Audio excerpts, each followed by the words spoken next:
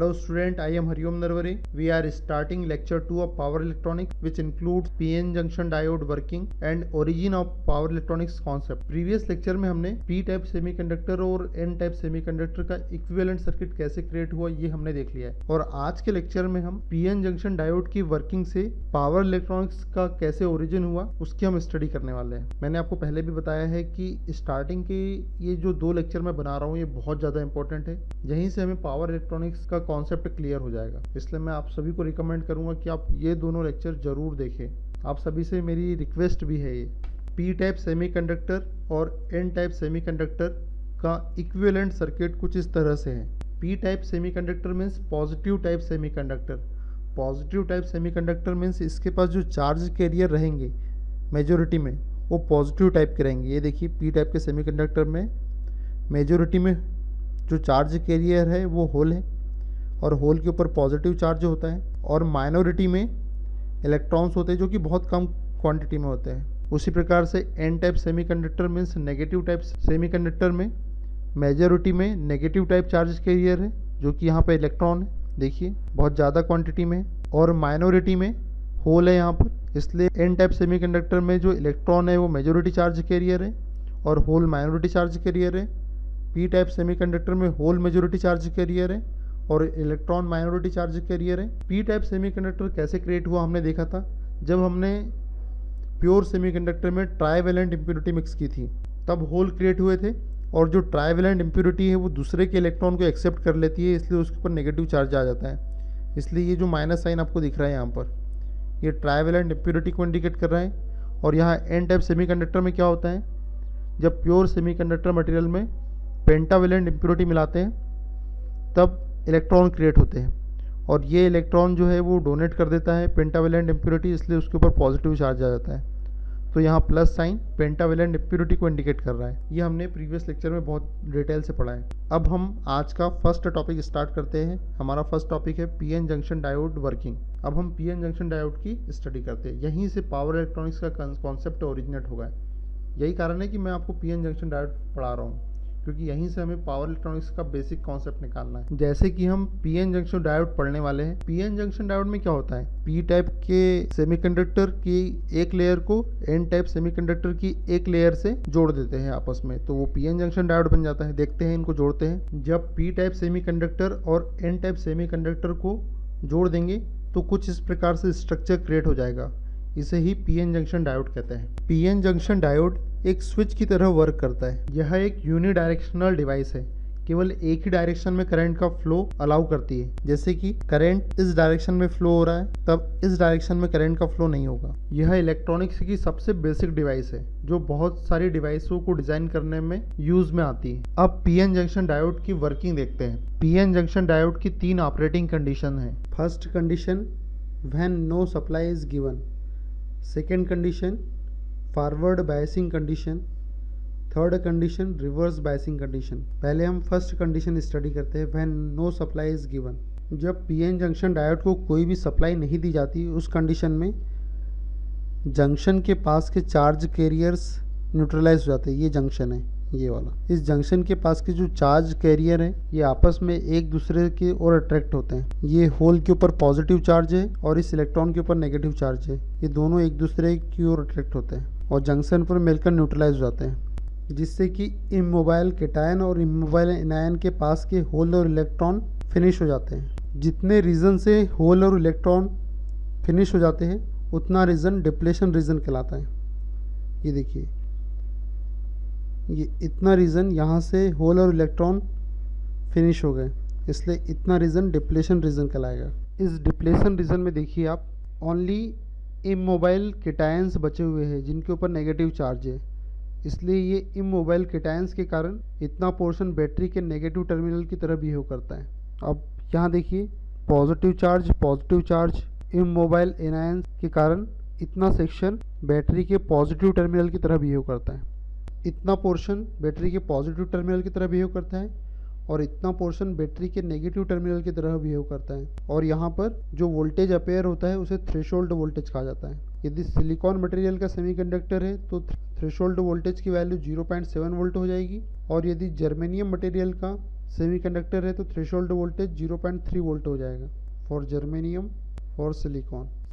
Second operating condition of PN junction diode is forward biasing condition.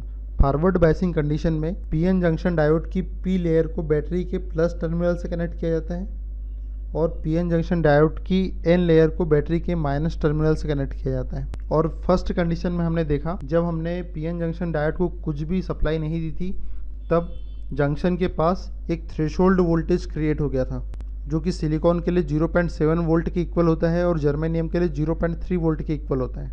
इसका meaning ये हुआ कि यहाँ पर -0.7 वोल्ट अपेयर हो रहा है और यहाँ +0.7 वोल्ट अपेयर हो रहा है। अब आगे इसकी वर्किंग देखते हैं क्या हो रहा है। बैटरी का प्लस टर्मिनल इन होल्स को रिपल करता है और बैटरी का माइनस टर्मिनल इन इलेक्ट्रॉन्स को रिपल करता है।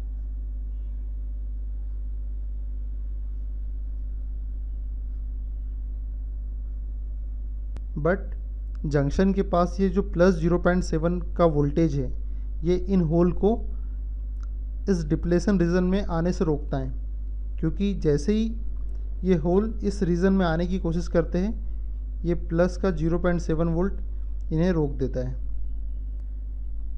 अब इस प्लस के 0.7 वोल्ट को हराने के लिए हमारे बैटरी का जो वोल्टेज है ये भी 0.7 वोल्ट से ज़्यादा होना चाहिए। जैसे बैटरी का वोल्टेज 0.7 वोल्ट से ज़्यादा होगा +0.7 का वोल्टेज है ये इन होल को नहीं रोक पाएगा। इसलिए बैटरी का वोल्टेज यदि 0.7 वोल्ट से ज़्यादा हो जाता है तब ये होल इस डिप्लेशन रीजन को क्रॉस कर लेंगे और यहाँ पे वापस से यहाँ पे क्रिएट हो जाएंगे, फिर से यहाँ होल आ जाएगा। सेम यही प्रोसेस इलेक्ट्रॉन के साथ भी होगी। इलेक्ट्रॉन के ऊपर फिलहाल यहाँ पर -0.7 का वोल्टेज है। सेम यही प्रोसेस इलेक्ट्रॉन के साथ भी होगी। माइनस टर्मिनल इन इलेक्ट्रॉनों को रिपल कर रहा है, लेकिन ये जो -0.7 का वोल्टेज है ये इन इलेक्ट्रॉन्स को रोक देगा। इसलिए हमें बैटरी का वोल्टेज -0.7 वोल्ट से ज़्यादा करना पड़ेगा। तो जैसे ही बैटरी का वोल्टेज 0.7 वोल्ट से ज़्यादा होगा होल और इलेक्ट्रॉन दोनों इस डिप्लेशन रीजन को क्रॉस कर जाएंगे और यहाँ आ जाएंगे। अब फिर से ये रीजन न्यूट्रल हो जाएगा। देखिए माइनस को प्लस मिल गया, इस माइनस को प्लस मिल गया, इस माइनस को प्लस मिल गया, यहाँ प्लस को माइनस मिल गया, प्लस को माइनस मिल गया, प्लस को माइनस मिल गया। फिर से इतना रीजन न्यूट्रल हो जाएगा। इसलिए यहाँ जो 0.7 वोल्ट अपेयर हुआ था यह डिसअपेयर हो जाएगा और करंट को इजीली फ्लो होने देगा। इसकी कैरेक्टरिस्टिक कुछ इस तरह से होगी। ये एक्सिस बैटरी के वोल्टेज को रिप्रेजेंट कर रही है, ये एक्सिस डायोड में फ्लो होने वाले करंट को रिप्रेजेंट कर रही है। अब देखिए 0.7 वोल्ट तक तो डिप्लेशन रीजन ख़त्म ही नहीं हुई थी, इसलिए 0.7 वोल्ट तक बहुत ही लो करंट फ्लो हो रहा था, वो भी माइनॉरिटी चार्ज कैरियर के कारण फ्लो हो रहा था। और जैसे 0.7 वोल्ट से ज़्यादा वोल्टेज करेगा डिप्लेशन लेयर ख़त्म हो जाएगी और करंट ग्रेजुअली बढ़ने लग जाएगा। अब यहाँ पर इस कैरेक्टरिस्टिक से एक ऑब्जर्वेशन निकल कर आता है कि PN junction diode forward bias में केवल 0.7 वोल्ट तक ही वोल्टेज को ब्लॉक करता है। इतना कम वोल्टेज ब्लॉक करता है, मीन्स इसके अंदर अगर हम प्रैक्टिकली बात करें तो इतना वोल्टेज काउंटेबल नहीं है। इसलिए हम बोल सकते हैं कि फॉरवर्ड बायस की कंडीशन में पीएन जंक्शन डायोड वोल्टेज को ब्लॉक नहीं कर सकता, इसलिए इसके पास फॉरवर्ड ब्लॉकिंग कैपेबिलिटी नहीं है। लेकिन जैसे 0.7 वोल्ट से ज़्यादा वोल्टेज बढ़ाते हैं इसमें करंट फ्लो होने लगता है, मीन्स ये फॉरवर्ड बायस में करंट का फ्लो करवा रहा है, इसलिए हम इसको बोलेंगे कि इसमें फॉरवर्ड कंडक्शन कैरेक्टरिस्टिक है। ये बहुत इंपॉर्टेंट टर्म है, अभी आगे क्लियर हो जाएगी, ये बहुत ज़्यादा यूज़ होगी पावर इलेक्ट्रॉनिक्स में। यह फॉरवर्ड बायसिंग कैरेक्टरिस्टिक है पीएन जंक्शन डायोड की। और इससे क्या कंक्लूजन हमने निकाला कि पीएन जंक्शन डायोड के पास फॉरवर्ड ब्लॉकिंग कैपेबिलिटी नहीं होती है। 0.7 तक का वोल्टेज ब्लॉक कर रहा है तो ये तो काउंटेबल ही नहीं है। लेकिन फॉरवर्ड बायस में करंट का फ्लो हो रहा है, इसलिए इसके पास फॉरवर्ड कंडक्शन कैरेक्टरिस्टिक है।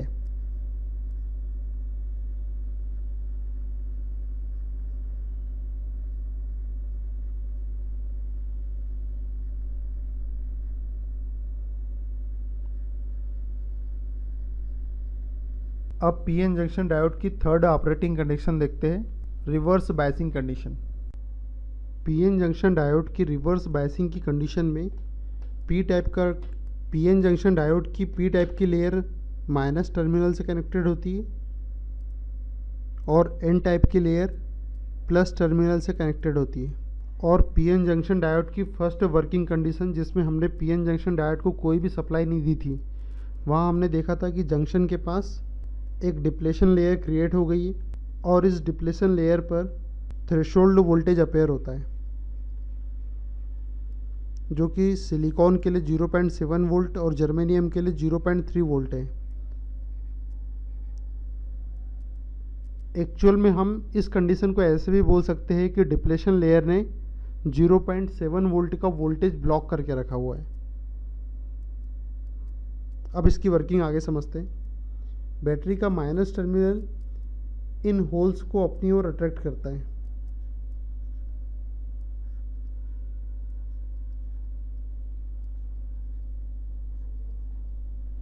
और बैटरी का प्लस टर्मिनल इन इलेक्ट्रॉन्स को अपनी ओर अट्रैक्ट करता है।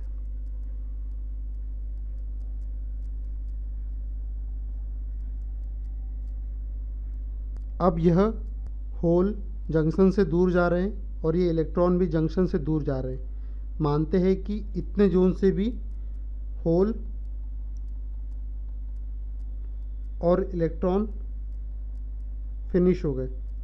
अब देखिए, पहले इतने जोन में होल और इलेक्ट्रॉन नहीं थे, तब थ्रेशोल्ड वोल्टेज 0.7 वोल्ट था, लेकिन अब इतने जोन से इलेक्ट्रॉन और होल फिनिश हो गए। अब यहाँ देखिए 6 इमोबाइल कैटायंस और इस साइड 6 इमोबाइल एनायंस हैं, तो अब जो ब्लॉकिंग कैपेसिटी वो और बढ़ जाएगी। मानते हैं कि अभी 12 वोल्ट तक वोल्टेज ब्लॉक कर रहा है। अब जैसे जैसे आप बैटरी का वोल्टेज बढ़ाओगे, ये होल और इलेक्ट्रॉन और दूर चले जाएंगे। अब देखिए, यहाँ के भी होल और इलेक्ट्रॉन दूर चले गए, तब डिप्लेशन लेयर इतनी बड़ी हो जाएगी। अब मानते हैं कि अब ये पीएन जंक्शन डायोड और ज़्यादा वोल्टेज ब्लॉक कर रहा है। मान के चलते हैं कि अब ये मैक्सिमम 24 वोल्ट ब्लॉक करने लग गया है। लेकिन इस डिप्लेशन लेयर की भी एक कैपेसिटी है। एक लिमिट के बाद अगर बैटरी का वोल्टेज और बढ़ाओगे, तब क्या होगा, इस पीएन जंक्शन डायोड का इंटरनल स्ट्रक्चर में जो कोवेलेंट बॉन्ड है वो ब्रेक होने लगेंगे। तब पीएन जंक्शन डायोड के इंटरनल स्ट्रक्चर में जो कोवेलेंट बॉन्ड है वो ब्रेक होने लगेंगे। इसका इंटरनल स्ट्रक्चर तो मैं आपको बता ही चुका हूँ, इस तरह का होता है इंटरनल स्ट्रक्चर। यहाँ एक कोवेलेंट बॉन्ड जो है ये ब्रेक होने लग जाते हैं। जब कोवेलेंट बॉन्ड ब्रेक होंगे तो क्या होंगे, इलेक्ट्रॉन होल जनरेट होंगे। चलो मैं आपको एक एग्जांपल से समझाता हूँ। जैसे कि ये कोवेलेंट बॉन्ड ब्रेक हुआ, अगर ये कोवेलेंट बॉन्ड ब्रेक हुआ, उस कंडीशन में यहाँ का इलेक्ट्रॉन इस ब्लैंक प्लेस पे आ जाएगा, तो इलेक्ट्रॉन यहाँ से निकल कर यहाँ आ गया और यहाँ एक होल क्रिएट हो गया। ये देखो, ये होल और ये इलेक्ट्रॉन, ये कोवेलेंट बॉन्ड ब्रेक हुआ, तब ये इलेक्ट्रॉन फिर ब्लैंक प्लेस पे आ जाएगा, तो एक इलेक्ट्रॉन और एक होल क्रिएट हो जाएगा। एक लिमिट के बाद यदि आप वोल्टेज बढ़ाते जाओगे, तब इसके इंटरनल स्ट्रक्चर में प्रेजेंट कोवेलेंट बॉन्ड ब्रेक होंगे और बहुत ज़्यादा क्वांटिटी में इलेक्ट्रॉन और होल पेयर जनरेट होंगे, जिससे कि ह्यूज अमाउंट में करंट फ्लो होगा और पीएन जंक्शन डायोड डैमेज हो सकता है। मैं इसे आपको कैरेक्टरिस्टिक के थ्रू समझाता हूँ। ये देखिए, ये बैटरी का वोल्टेज की एक्सिस है रिवर्स बायसिंग की कंडीशन में, और ये फ्लो होने वाला करंट है जो कि रिवर्स बायस में अपोजिट डायरेक्शन में फ्लो होगा। अब देखिए, ये मान के चलते हैं कि ये ब्रेकडाउन वोल्टेज है। जिस वोल्टेज पे कोवेलेंट बॉन्ड टूटने लग जाते हैं उस वोल्टेज को ब्रेकडाउन वोल्टेज कहते हैं। मानते हैं कि 24 वोल्ट पे ब्रेकडाउन हो गया, उससे पहले करंट तो फ्लो हो ही नहीं रहा है, क्योंकि ये जो डिप्लेशन लेयर है ये करंट को पास होने ही नहीं देगी, क्योंकि डिप्लेशन लेयर तो बड़ी होते जा रही है। जब तक ये डिप्लेशन लेयर हटेगी नहीं करंट फ्लो नहीं होगा। आपने पीएन जंक्शन डायोड की फॉरवर्ड बायसिंग में कंडीशन देखी, वहाँ पे क्या हो रहा था, जब तक ये डिप्लेशन लेयर ख़त्म नहीं हुई तब तक ये करंट फ्लो नहीं हो रहा था। वहाँ पे हमने देखा कि जैसे ही बैटरी का वोल्टेज 0.7 वोल्ट से ज़्यादा करते हैं तो डिप्लेशन लेयर ख़त्म हो गई और फिर करंट फ्लो होने लग गया। लेकिन यहाँ रिवर्स बायसिंग की कंडीशन में तो डिप्लेशन लेयर बड़ी से बड़ी होते जा रही है जैसे जैसे आप वोल्टेज बढ़ा रहे हो। पर एक लिमिट इसकी भी है, एक पर्टिकुलर लिमिट के बाद इसमें ब्रेकडाउन हो जाएगा, कोवेलेंट बॉन्ड डिप्लेशन लेयर के टूटने लगेंगे और ह्यूज अमाउंट में करंट फ्लो होगा।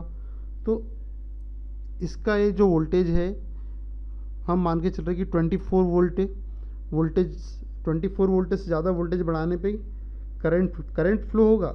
लेकिन इसके अंदर जो माइनॉरिटी चार्ज कैरियर्स रहते हैं उसकी वजह से थोड़ा बहुत स्मॉल अमाउंट में करंट फ्लो होगा। लेकिन जैसे ही 24 वोल्ट से ज़्यादा वोल्टेज बढ़ाएंगे ये ब्रेकडाउन हो जाएगा, कोवेलेंट बॉन्ड टूट जाएंगे और ह्यूज अमाउंट में करंट फ्लो होने लगेगा। ये देखो करंट बढ़ रहा है, ह्यूज अमाउंट में करंट फ्लो होने लगेगा। और जब ह्यूज अमाउंट में करंट फ्लो होगा तो पीएन जंक्शन डायोड डैमेज हो जाएगा। इसलिए कभी भी ब्रेकडाउन वोल्टेज तक वोल्टेज नहीं बढ़ाया जाता है, उससे कम वोल्टेज पे ही ऑपरेट किया जाता है। यहाँ से एक बात ऑब्जर्व कीजिए आप, जितनी ज़्यादा बड़ी डिप्लेशन लेयर है उतना ज़्यादा वोल्टेज ब्लॉक कर रहा है। यहाँ देखिए आप एक एनालिसिस देखिए, यहाँ पर मैं ग्रीन पेन से पहले डिप्लेशन लेयर इतनी बड़ी थी तब केवल 0.7 वोल्ट ब्लॉक कर रहा था। जैसे ही डिप्लेशन लेयर बढ़ गई 12 वोल्ट तक वोल्टेज ब्लॉक करने लग गया।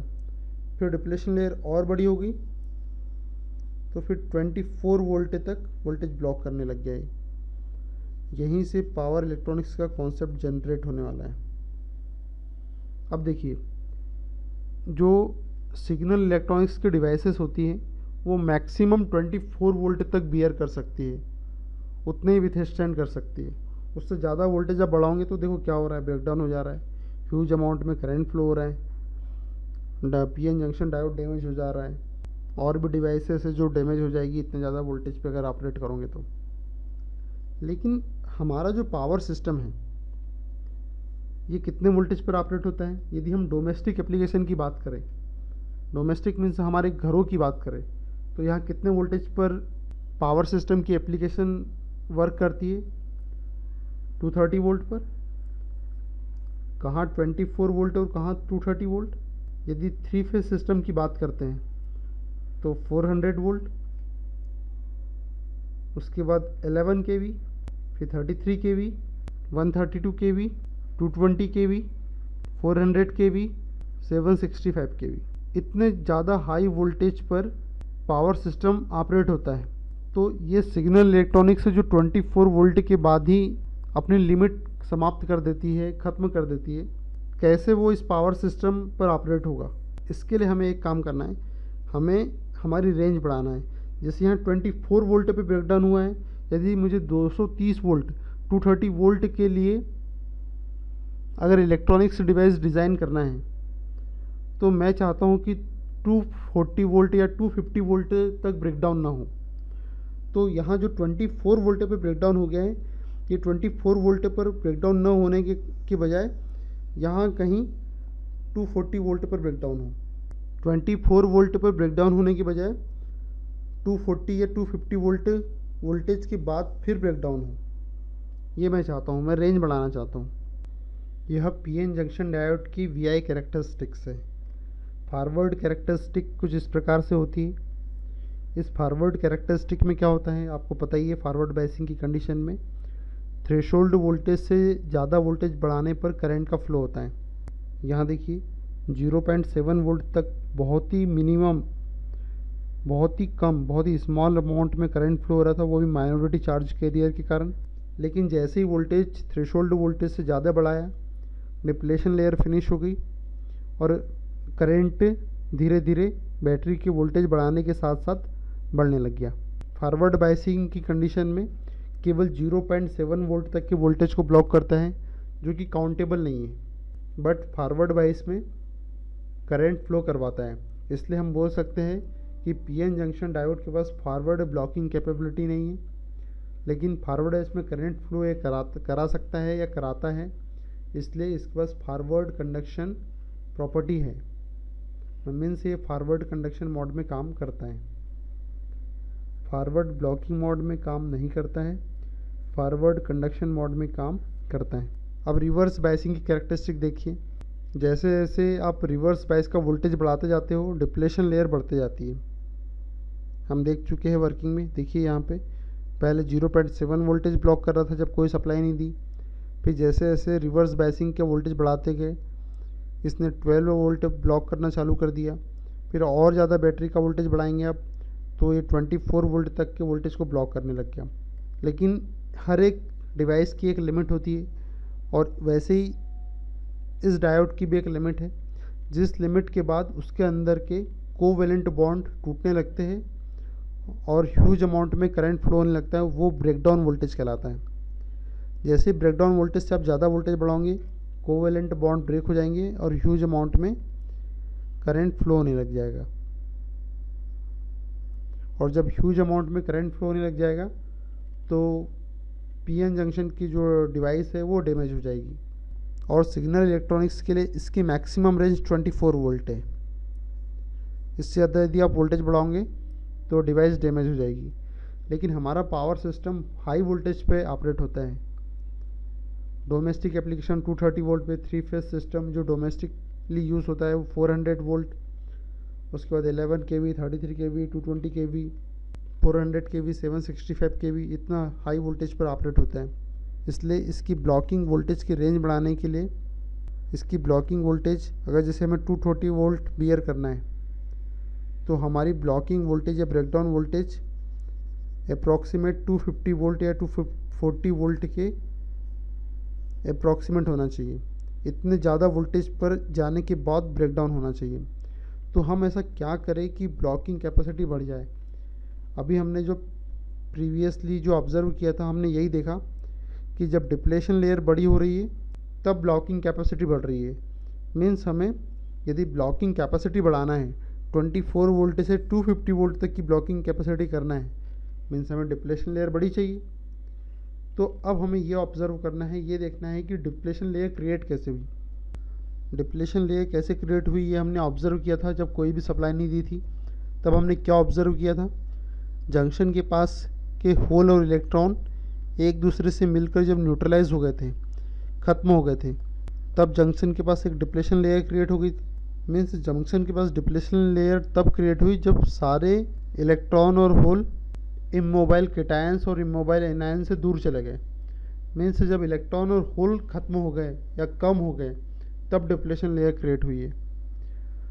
मीन्स डिप्लेशन लेयर इसलिए क्रिएट हुई क्योंकि इलेक्ट्रॉन और होल फिनिश हो गए, तब डिप्लेशन लेयर क्रिएट हुई है। तो हम एक काम कर सकते हैं, हम ऐसा कुछ करें कि इलेक्ट्रॉन होल कम जनरेट हो, कम प्रोड्यूस हो। जब इलेक्ट्रॉन और होल कम प्रोड्यूस होगी तो डिप्लेशन लेयर ऑटोमेटिक बड़ी हो जाएगी। क्योंकि डिप्लेशन लेयर यहाँ क्यों बनी है, यहाँ देखिए आप, यहाँ डिप्लेशन लेयर इसलिए बनी क्योंकि यहाँ से इलेक्ट्रॉन और होल फिनिश हो गए, और इलेक्ट्रॉन और होल फिनिश होने के कारण डिप्लेशन लेयर क्रिएट हुई है। तो हम ऐसा कुछ करें कि इलेक्ट्रॉन और होल कम हो जाए। तो इलेक्ट्रॉन और होल तब कम होंगे जब हम इम्प्योरिटी कम मिलाएंगे। अब यहाँ देखिए आप, जब आपने प्योर सेमीकंडक्टर में आर्सेनिक मिलाया तब इलेक्ट्रॉन जनरेट हुए, जब आपने प्योर सेमीकंडक्टर में गैलियम मिलाया तब होल जनरेट हुआ, जब आपने पेंटावेलेंट इम्प्योरिटी मिलाई तब इलेक्ट्रॉन जनरेट हुआ, जब आपने ट्राईवेलेंट इम्प्योरिटी मिलाई तब होल जनरेट हुआ।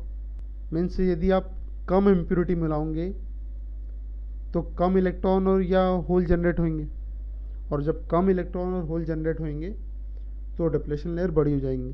फाइनली कंक्लूजन इतना निकलता है कि यदि आपको ज़्यादा बड़ी डिप्लेशन लेयर चाहिए तो आप कम डोपिंग कीजिए, कम पेंटावेलेंट या ट्राईवेलेंट इम्प्योरिटी मिलाइए, तो ऑटोमेटिकली डिप्लेशन लेयर बड़ी हो जाएगी। और जब डिप्लेशन लेयर बड़ी हो जाएगी तो हम ज़्यादा वोल्टेज ब्लॉक कर पाएंगे। सबसे बेसिक कॉन्सेप्ट है हमारा कि आप कम डोपिंग वाले मटेरियल का यूज़ कीजिए तो आपकी डिप्लेशन लेयर बड़ी हो जाएगी। बस यही समझाने के लिए मुझे आपको पीएन जंक्शन डायोड की वर्किंग समझाना पड़ा, उसकी फॉरवर्ड बायसिंग की कंडीशन, रिवर्स बायसिंग की कंडीशन, ये सब समझाना पड़ा। अब हम पावर इलेक्ट्रॉनिक्स शुरुआत कर सकते हैं। अब हमारा जो नेक्स्ट लेक्चर होगा उसमें हम पावर इलेक्ट्रॉनिक्स की यूनिट 1 स्टार्ट करेंगे। पर पावर इलेक्ट्रॉनिक्स की शुरुआत करने से पहले ही ये लेक्चर आपको समझाना बहुत इम्पोर्टेंट था मेरे लिए। अब हम जो कुछ भी पढ़ेंगे बहुत इजीली आपके माइंड में चला जाएगा। So thank you guys.